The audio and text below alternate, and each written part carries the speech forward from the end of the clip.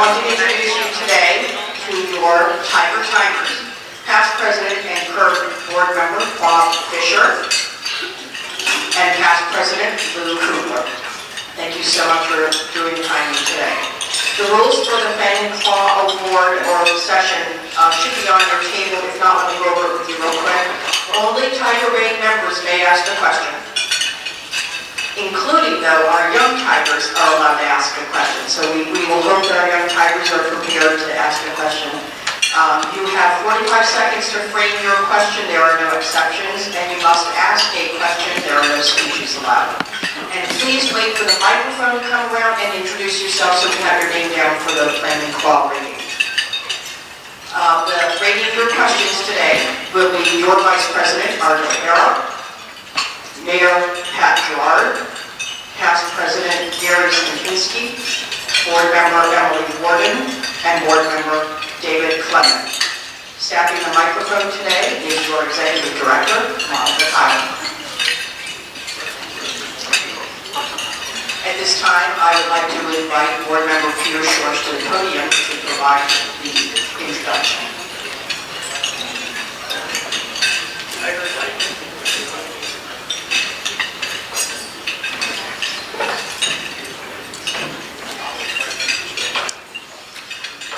Good afternoon, Tigers.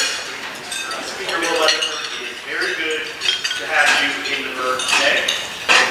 For all of the Democrats in the room, this is what a statewide legislative leader looks like. I know you haven't seen one of those in 3 decades, but here's one actually in the flesh. Speaker Weatherford, actually, I'm not sure if you are aware, because you were, I think, 11 years old at the time, but St. Petersburg was home to the last Democrat Speaker of the House, Mr. Wallace.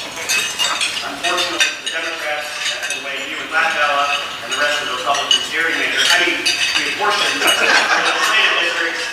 40 years from now, people will still be saying Peter Wallace was the last Democratic Speaker. Again, Mr. Speaker, thank you for being here today, all the way from Western Chapel in Pasco County.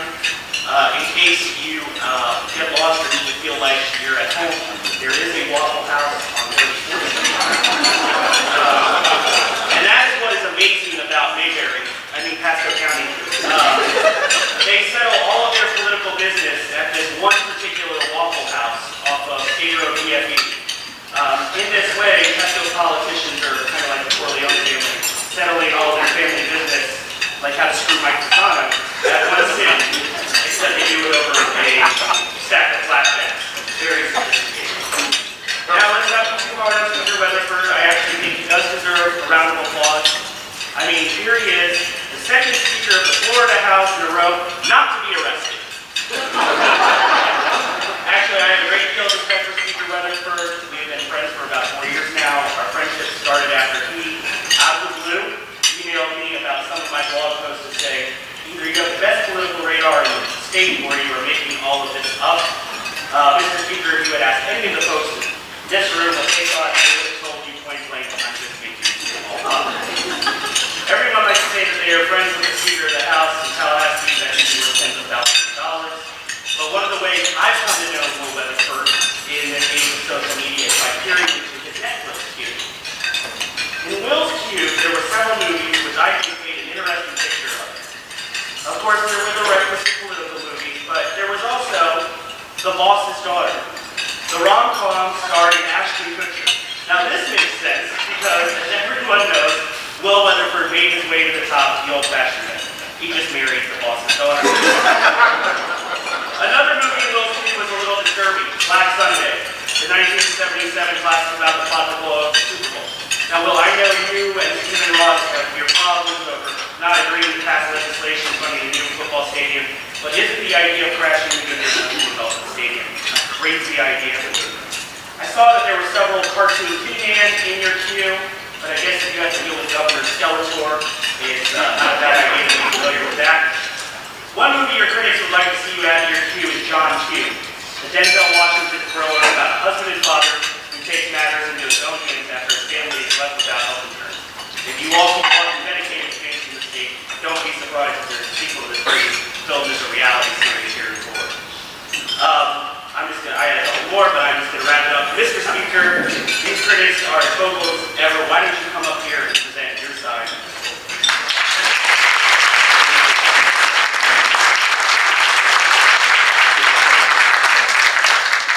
Thank you, Peter. I have to admit, Peter lied to get me here. He told me we're going to be a Republican executive committee. I wore my red tie, my blue suit, and everything. My uniform. But I got here under false pretenses. I also, I knew I was going to get ridiculed with Peter, but, the paid protesters out front, that was a little over the top. Did you really have to pay them to show up? Now, most of you, actually a lot of folks here I know, I've had a chance to spend some time with you in the past. We've got several public officials here. I'm honored that you're here today. Many of you I don't know, but I know of you because Peter pretty much hustled all of you into buying ads on his same Don't worry, I've been there too. No, honestly, it's not fun to be in Peter's crosshairs, but I am honored to be a guest here of his, and to be a guest here of yours, and to have a very, hopefully a fun, but a real conversation about issues challenging the state. Just today, PolitiFact, which is, gotten really used to pretty much targeting every word that comes out of my mouth, probably including from today's. Just did a PolitiFact on something I said actually today, and it had to do with how much money we're spending on healthcare versus education. And the final conclusion was they couldn't figure out what it was, or what the answer was, so they couldn't PolitiFact it at all. That was just, hopefully it'll show up in the paper. Which usually you would think, if they couldn't come to a conclusion, they'd say, like, half true, mostly true. But for mine, they just said, we're not even going to touch it. So, I just decided this PolitiFact thing, it's a pretty neat idea. I think it's great. It's a great opportunity for them to hold us accountable as public officials. And I decided to take it to the next level in the Florida House. So we're going to create our own PolitiFact. And I've been thinking a lot about the things that I want to start PolitiFacting myself. And, I've got the top 10 items that I believe should be statements that I believe should be PolitiFacted. And we plan to PolitiFact in the future. The first is that End-of-Day Times is fair and balanced coverage at all times, particularly Republicans. My good friend and writer, Michael Van Sickler, is a charming individual. Charlie Crist has principles. I just don't have PolitiFact. That's all I'm doing here. Senator Jack Latwell is a man of few words. The Florida Democratic Party is a well-oiled machine. The state expended considerable dollars for grief counselors after our good friend Mike Casano left to go to the taxpayer. Lucy Morgan is retired.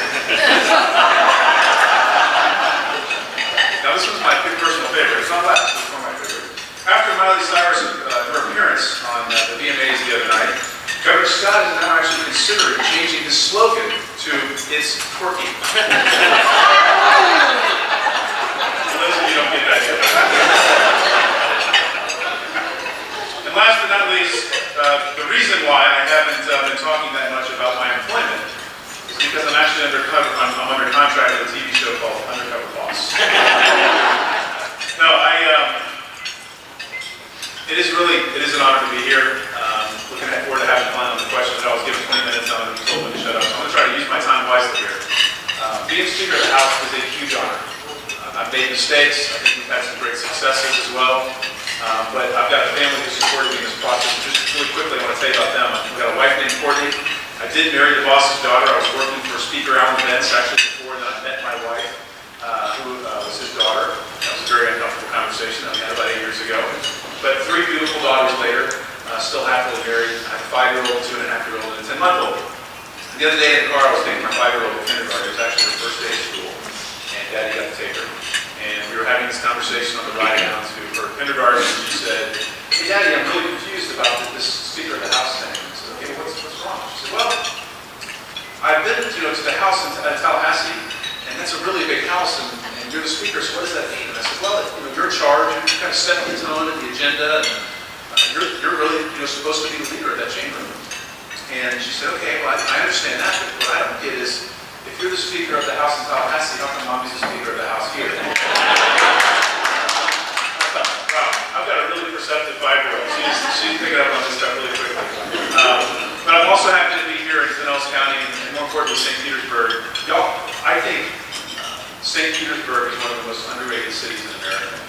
The beauty, the architecture, the combination of wonderful quality of life things that have been brought there, from museums to the All Children's Hospital, which unfortunately I spent a lot of time at when I was 16 years old, with a family member, St. Pete College and what they're doing, the exciting innovations that are taking place, USF St. Pete. I was just joking a little while ago with Mrs. Simler when I said every time I saw her for a year, everything she said to me was, when are you going to pay for our business building? Are we going to get the money?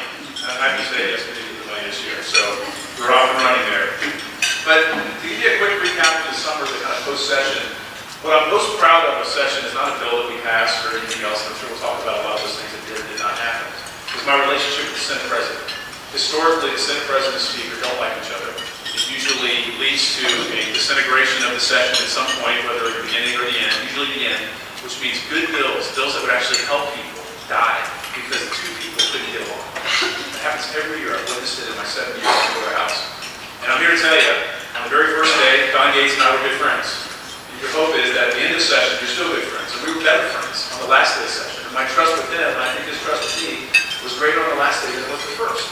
And that doesn't get much fanfare, and maybe that won't be written about in newspapers or covered on TV, but you should know that the people who lead the legislative chamber, whether you agree with everything they believe in or not, actually get along and are willing to work together.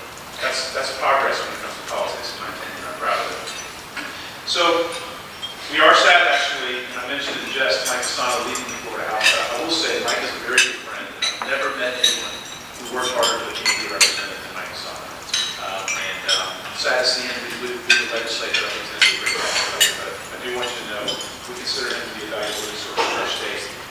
And, I made fun of my friend Senator Jack Lappel, who's not a man of few words, but recently he's brought forth a very important issue, and I think we're going to spend some time on it. It's the residency of the legislators in Florida. We just redistricted all the districts, all 160 of them, and as you can imagine, several people didn't live in the districts after we were done. In fact, in the Florida House, out of 120 members, only I think 8 actually lived in the district that we drew. Many of them were paired up. So 1 out of every 3 had a problem in the Florida House.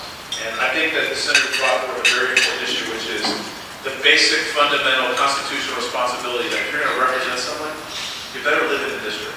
And I want to thank you, Senator, for bringing that forward to the state of Florida. It shows a lot of courage. I know you've been attacked by some people for it, but you're doing the right thing, so thank you for that. We're working with you on it. Looking ahead to the 2014 session, I think we're dealing with a lot of issues. I'm going to try to cover them within my time frame here. One, I think that hasn't got a lot of attention, but I think potentially could be a very big issue as we go forward, is the future of gaming in the state of Florida. I don't think it's been debated or talked about enough, but I think it will be in the next 12 months. The other is the future of education. I'm going to talk about that. Florida's economic role in our country, which I think is unique. And finally, generational poverty that I think is challenging Florida, even as we're making a recovery. There seems to be a cyclical generational poverty that exists in our culture in this country that doesn't get talked about, particularly by people from my party. First on the future of gaming, we're going to have a big conversation about should we expand, should we contract, who should get games.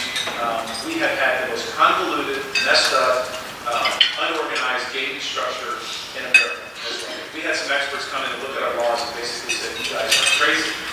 We're actually one of the largest gaming states in America. There's more gaming taking place in Florida than in New Jersey today.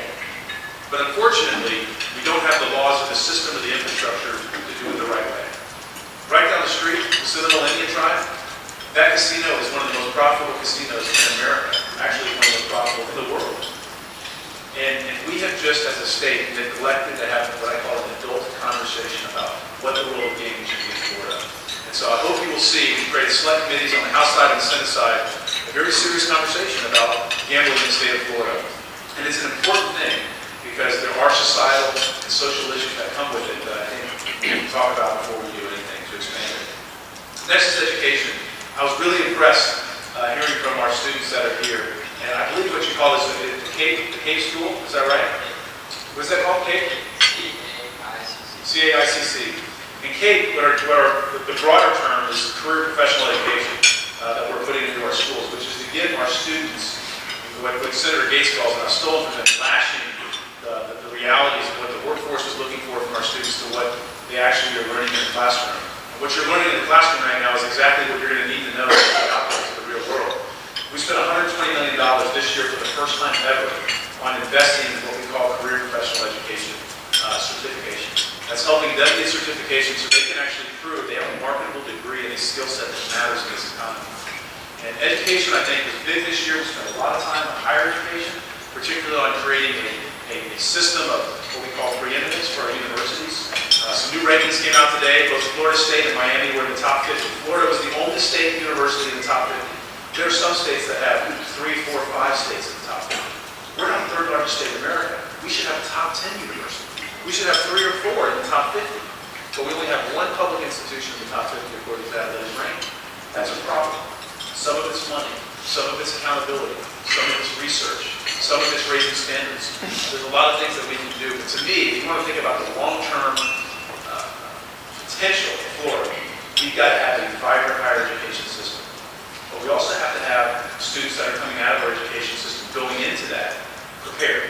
And today, even though our graduation rate is almost the highest it's ever been in the state's history, did you know only 1 out of 3 students that graduate from high schools are what we call college ready? 1 out of 3. That's a problem. That's a real problem. And so while we're having this debate about Common Core and the grading system and how we should pay our teachers and how we should assess our students' performance, just remember that 1 out of every 3 students currently today is ready for college when they go there. We've got to fix that. So I don't care what the standard is. We're going to have a big debate about Common Core, and I've been supportive of that in the past and been criticized by people from my own party for that. But whatever the standard is, we have to raise the bar. Because just giving someone a certificate and telling them it's a degree and that it's marketable in the private sector when it's not, is not getting it done anymore. And I think we have to have a very serious conversation with ourselves about that. Also, when it comes to Florida's economic role in the future of our country, this may sound a little maybe cheesy to some. I actually have this weird theory that Florida has a chance to be the economic beacon of our country.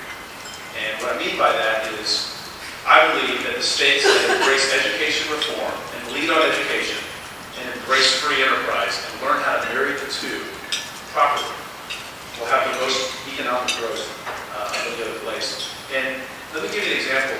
When I got elected in 2006, we had 3.5% unemployment. We had just come off a year where we had almost a $6 billion surplus. Within 3 years, we had a 12% unemployment rate. We were dealing with a $4 to $6 billion deficit overnight. The world just changed. Okay? Now, everybody was affected by the same international global meltdown. California, Florida, Texas, Illinois, New York, all the big states. Those are the 5 big states, so to speak. But why is it that Florida has a 7% unemployment rate? Texas has 6.5%, but California's is 9%. Why is Illinois 9%? Why is New York's 8%?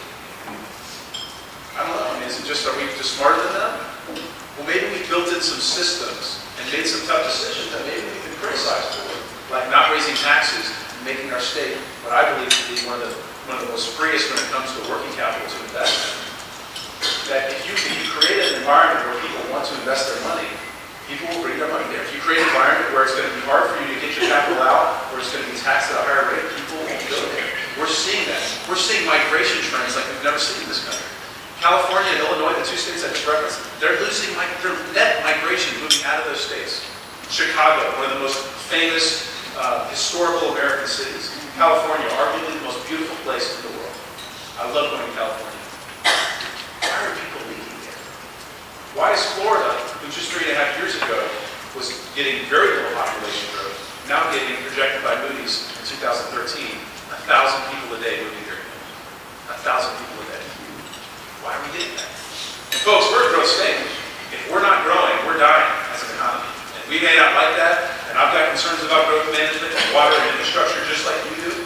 But whether you like it or not, our system is built upon growth. Until we have a transformational change in our economy, our system is built on growth. And my point in this is, decisions you make about the direction of your state impact who moves there, and it impacts people's ability to start a business and generate income and the quality of life that people have. And I think that while maybe you don't agree with everything we've done, you have to give us some credit for the fact that we are coming back faster than some of the other states that you would think we need to deal with. And I'm proud of that. And lastly, when it comes to the free enterprise issue, I'll point your attention to one example. I've been using this recently, and it's to start. Somebody sent me an email with it. If you ever want to know the difference between someone who truly embraces free enterprise and education versus someone who doesn't and what it means, go home tonight, and if you've forget everything else I say today. Go home tonight and Google what the peninsula of Korea looks like at night from space. Because here's what you're going to see. You're going to see the 38th parallel. And everything below, it looks like what? Right. It's lit up like a Christmas tree. Education, free enterprise, a thriving economy, freedom. Then you go north of the 38th parallel, guess what you're going to see tonight when you look at that online? Pitch black.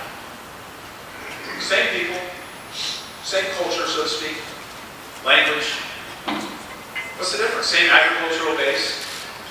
One, a lack of education and a governmental system is the difference between the two.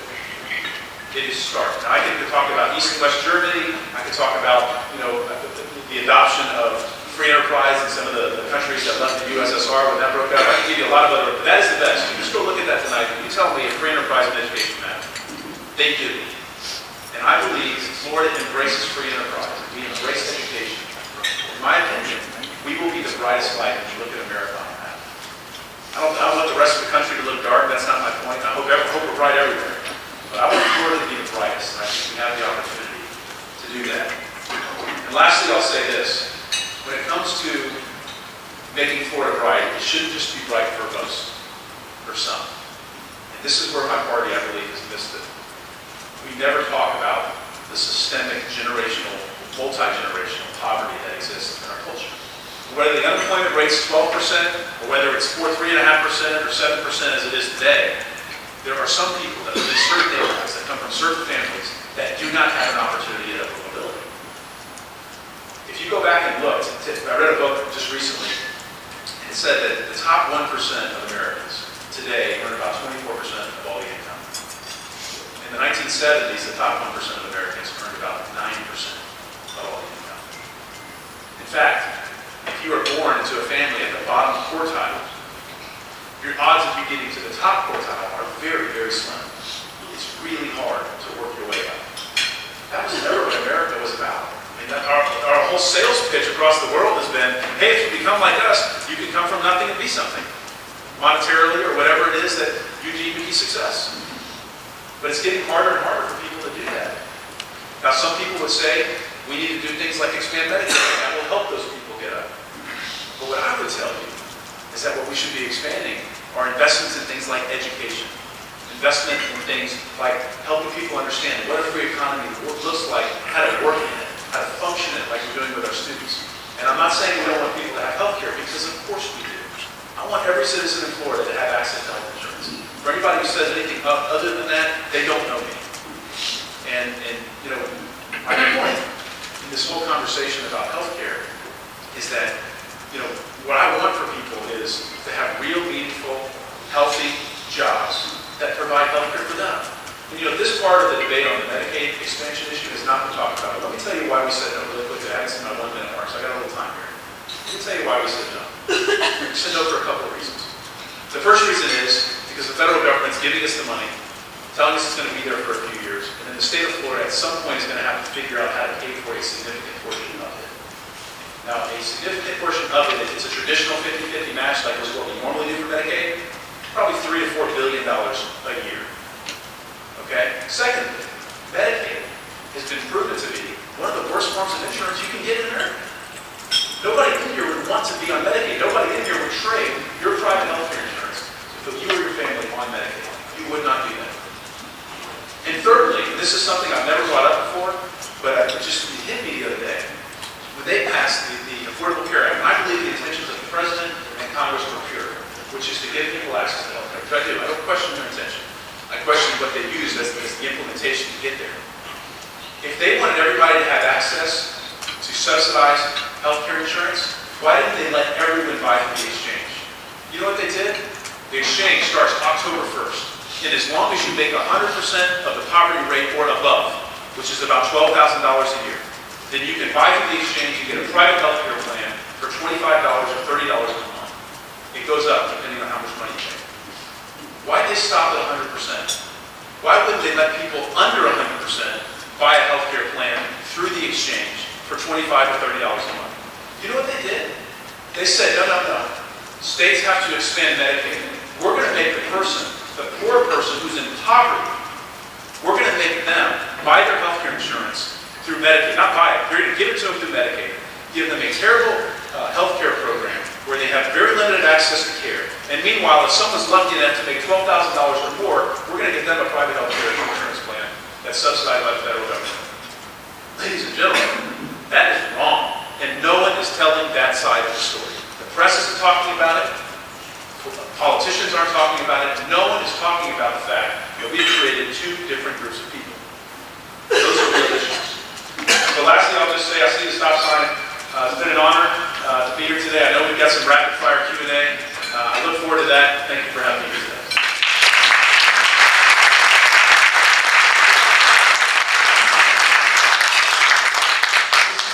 Thank you so much for joining us. We're going to let you choose the questions. Monica will come around and allow each question to introduce themselves. Great.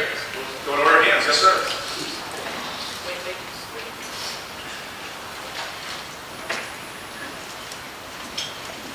Raymond Ward. Are you going to protect my ability to stand my ground? Good question. Here's what we're going to do on Stand Your Ground. And by the way, there were some troubling things that happened today with regard to Mr. Zimmerman that are, you guys are going to read about when you go home and look at the computer. But with regard to Stand Your Ground, here's what I was supportive of Stand Your Ground when I first came into office. It passed the year before I was elected. I still today stand in support of Stand Your Ground, but I'm not scared to debate on it. And I think, I've been criticized by some for saying that we're willing to have a hearing on it, and we're willing to have a discussion and a debate about the law. Is it working? Is it not? I said, I want to hear from the public safety community. The public safety community. For example, the Sheriff's Association all voted, actually the super majority of them voted to say, don't touch it. Don't add anything, don't subtract anything, leave it as it is. I want to hear from our state attorney, Steve Bernie here. I want to hear from our public defenders. I want to hear from our judges. So my thought is, we should have a substantive conversation about Stand Your Ground. My personal opinion is I don't think we need to change it, but I'm willing to have the debate, I'm willing to listen, I'm willing to learn. I think we should always be willing to do that. So, next question. Yes, ma'am. Go ahead. Linda Lerner, School Board. Your powerful position convinced all but one Republican House member to reject $51 billion of our taxpayer dollars to cover the working poor, 101 to 138% poverty. The League of Women Voters, which is not known for hyperbole, recently in a newsletter called this ruthless. Do you believe your ideology is more important than reducing suffering and saving lives? I think I answered most of that already at the end of my speech, but I'll come back to it. First of all, I have no issue with the League of Women Voters, except for the fact that they dogged me around the state for a year, saying I would never draw fair and legal maps, and I did, and the Supreme Court unanimously upheld them, and they didn't even have the guts to sue us because they sued the Senate and Congress instead. And so the League of Women Voters, I have respect for them, but they lost a little bit of my respect by the way they treated me and members of our body during the redistricting process, because I went out of my way to draw fair and legal and constitutional maps, and I'm happy we did that. Secondly, with regard to Medicaid expansion, here's the thing. Yes, it's $51 billion. It's money that comes in, and it's about money. That's really what this debate's about. We did it. It's the hospitals and the providers that are saying, we're providing health care for these folks. Shouldn't we get some money from them? There's a very realistic argument to be made there. My problem is they're only giving it a certain amount of money for a certain period of time, and then the state of Florida has to figure out how to pay for it later. This is the same federal government that said starting this year, there was going to be an employer mandate, and that they were going to force employers to either provide health care or fine them. Well, they just recently said, well, we didn't really mean 2013, we're in 2014 or 2015. They moved the date. So the same federal government that can't stick to their dates now wants me to believe that they can stick to the $51 billion promise that they made. Oh, by the way, this is a partner that has a $17 trillion deficit. And lastly, let me say this. It does not help just the working poor. We covered our plan, which we came back with, covered about 550,000 people when you add in the exchange, the people who can buy credit for the exchange. The people we did not cover, the only people we didn't cover. If you had kids on Medicaid, you got a plan through our plan. If you were vulnerable or disabled, we covered you. Here's who we didn't cover. If you were 19 years old to 64 years old, childless, healthy, able to work, we didn't pay for your health care. Because you know what? I do not believe philosophically this may fundamentally be against what you believe. I don't believe the federal government or the state government has a responsibility to pay for their health care when thousands and thousands of real disabled people are on a waiting list through APD to get real services. Those are the people we should be focused on. Yes, sir. Thank you, Dick. You deal with a lot of tough issues up there, so this one ought to be pretty easy, I think. For the last several years, the power companies have enjoyed a legislatively authorized entitlement to tax the users for power plants that it turns out are not going to be built. It's to an understandable about $1.5 billion. It's about that. If you agree with this and see it to be fair, please explain it to us. We can understand it. Or if not, why have you not asked for a refund? Good question. I have to give credit again to the Senator. Senator Lauded worked really hard on a cost recovery bill that passed the Senate. The House passed a similar version of it, and we got a bill done that I believe is going to save the state taxpayers, the ratepayers, a lot of money going forward. Look, you're not going to like my answer, sir, but I'm going to tell you what I really believe. I was in the legislature as a staffer when that bill passed, I believe 2005 or 2000. I believe it was 2005. And back then, we had a 3.5% unemployment rate. We were growing by 1,250 people a day when moving here. Natural gas prices were 2 to 3 times what they are today. There was no massive tsunami in Japan that had caused all these negative things to the nuclear reactors. The cost of what we thought the cost to build a nuclear plant was significantly lower than it is today. And the world absolutely changed with regard to nuclear energy in that time span. So we made a decision at that point. I didn't make a decision, but the state made a decision with the power companies that we needed diversity in our power source.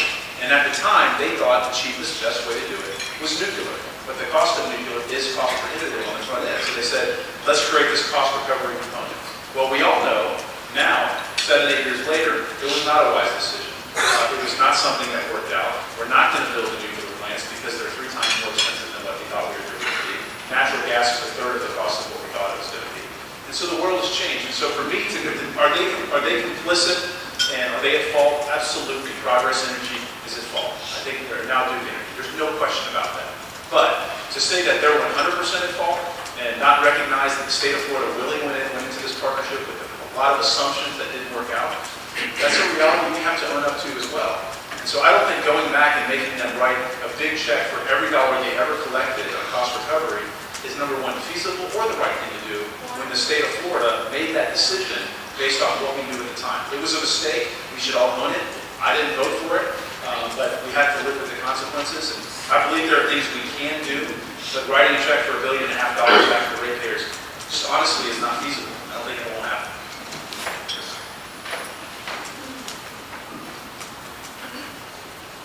I'm Bob Sopransky. I'm a retired Pinellas County School administrator and teacher. In 1968, I started the first pre-vocational integrated school in Pinellas County. And the superintendent said to me, Sopransky, you can go ahead and attract kids to your school. No one's assigned there, but you have to come up with a program and a plan that will attract kids. And I'm asking you, Mr. Speaker, maybe you want to go back and look at what we did in 1968 because that school became successful. But the other thing is, we took over the former All Blacks High School in Clearwater. The whole thing is, if you want to improve education, make the teachers responsible. Let them think and come up with solutions at the school instead of Tallahassee or Washington. I hear you, Lou, but I'm going to still say it. Let the teachers in the school make the solutions. You'll get solutions that work. Thanks. I'll give a short answer. Yes, sir. I actually agree with that. I think our education system is overregulated by mistake. I'll get to you later. You already had a chance. No. Yes, sir.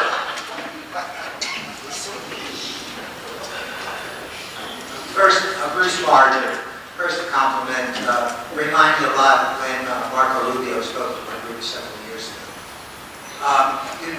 Just don't ask me about immigration, Brad. You referred to embrace free enterprise.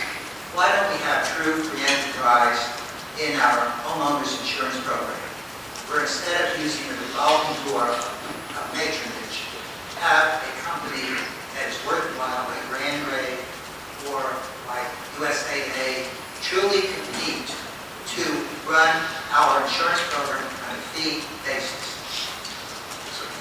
Look, there's a good point. I'm not happy with a lot of things that have happened to citizens. I've been very critical publicly and privately in direct conversations with them with regards to some of these takeouts. I mean, they did a takeout just recently where they wrote a check for $50 million in cash to the company just to take the policies. They basically gave them credit for a bunch of months of premium that they didn't actually represent, they didn't actually take the risk. And that was a very dangerous precedent. It was jammed through.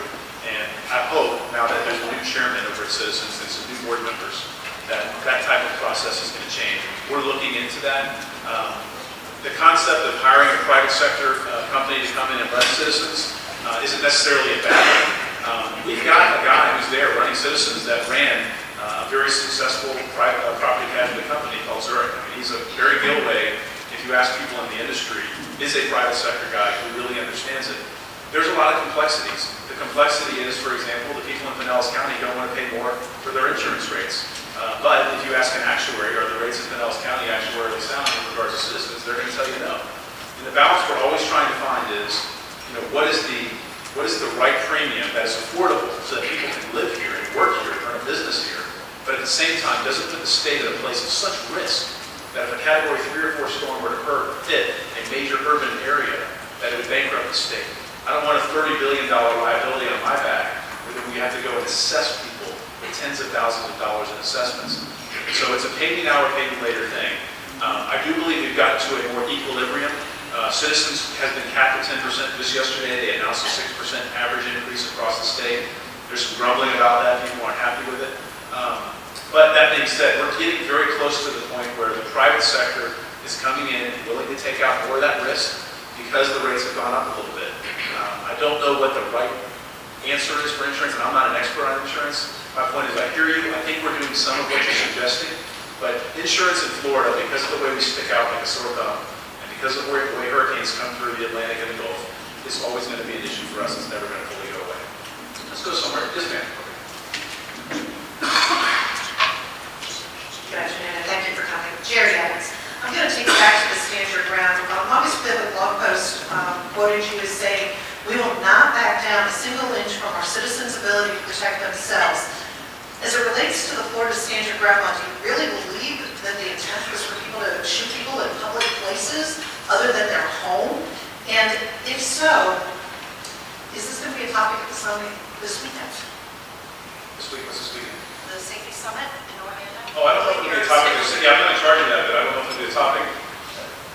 Here's what our law said before Stand Your Ground. In Florida, there was a duty to retreat, which means the court had to basically say, did you have the opportunity to retreat from that altercation?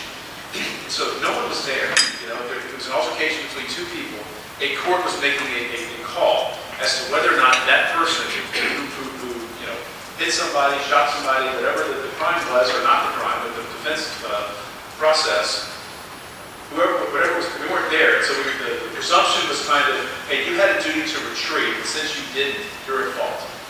And Florida's kind of flipped that law on its head. And what the Stand Your Ground basically says is that your right to protect yourself and your castle goes beyond your house. And so the same legal authority you have over your property, physical property, expands to your body wherever you are. If you have a right to be somewhere, and someone is threatening you, you feel threatened, your life is in danger, then you have a right to defend yourself. Now, I'm the first to admit, I read the Tampa Bay Times stories. There's some real troubling stuff in there. Now, the question is it the law that's troubling? Is it the application of the law that's troubling? What is it? And that's what the hearing's about. We're going to find that out. I can't tell you. I'm not a lawyer. I wanted your opinion, sir. Well, my opinion is, based on what I've heard and seen so far, when 67 sheriffs in the state of Florida and over 58 of them tell me we don't need to change Stand Your Ground and their job is to protect Floridians, and over 2/3 of them said don't change it, it's hard for me to change my opinion and say we should. Okay, Peter, we'll let you have one question. You won't need a money, trust me. Worse than some people over there. Peter Schorsch, you're going to be 35 years old and out of office, and Wilton Simpson and Jack Ballard represent 2 Senate districts near you, and Dennis Ross and Richard Nugent represent the congressional districts. So can you tell us what is it going to be like to be 35 years old and out of politics? First of all, I'm only 33, man. You're making me sound old. I don't know. I never planned on running for office this young. Maybe it scares some of y'all that somebody this young is the Speaker of the House. scaring my dad. But I'll just tell you, I wasn't, maybe a witness, maybe won't. I could never have predicted that my life would take the turns it's had. I believe that, the Lord opened the door for me, and it's one I could not have projected or predicted. It worked out. I mean, you see no history here. When I ran for office, my name wasn't even on the ballot in 2006. They had already printed the ballots. Kim Littlefield was appointed to the Public Service Commission by Jeb Bush, and I got in like 7 or 8 weeks to go, running under the auspices of someone else's name. My opponent was Baker acted in the middle of the campaign. And he still got 40% of the vote. That's a true story. And so, I was not planning on running when I was 26. And so, Peter, long story short, my thought is, historically, the people who are in office that are focused on the next office, particularly speakers or presidents, it doesn't work out very well for them. There's a graveyard of former speakers and presidents who want to do something else. And my thought is just do the best you can. Try to focus on the issues you believe in, and let the future take care of itself. I'm not going to let my life be defined by the office I hold. I've got 3 little girls and a wife that I've got a responsibility for, and my job's got to be to take care of them first. So we'll see politically where that leads. It may not be anywhere. Maybe a dead end. Mr. Speaker, this will be your last question. Okay, last question. All right, hold on. Okay, you're all the way over there. I haven't made a lot of eye contact with that table, so I apologize.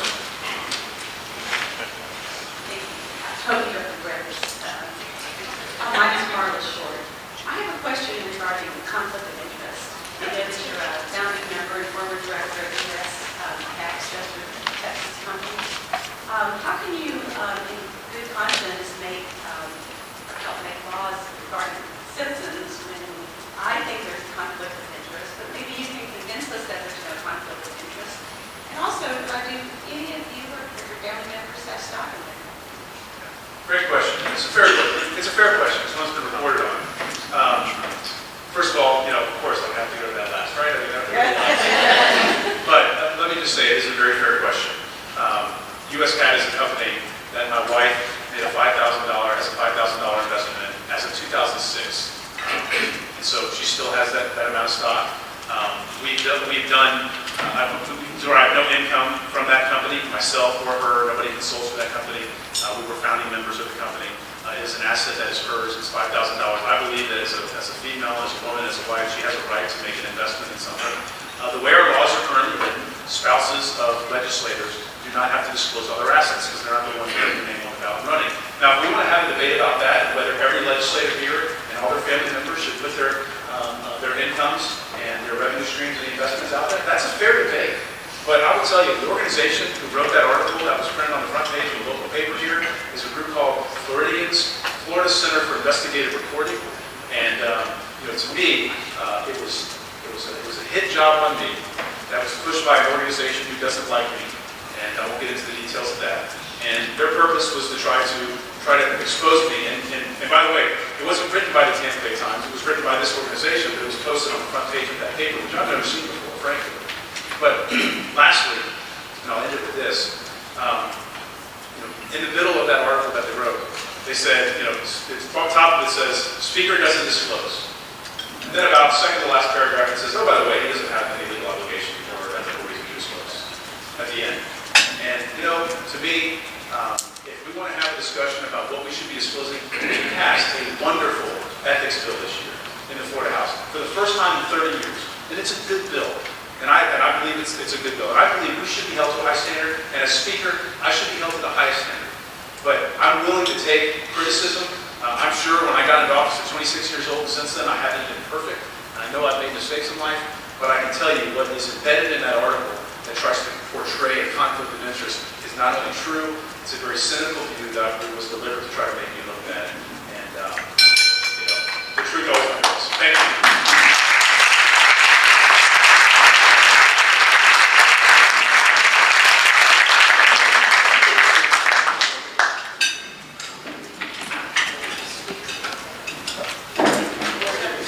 Thank you. Come on back up here. Let's run away so fast. I would ask you to accept this token of our appreciation for coming here. It says, covering up a politician for lunch. We appreciate it. No luck. So thank you so much for joining us Thank today. you all. We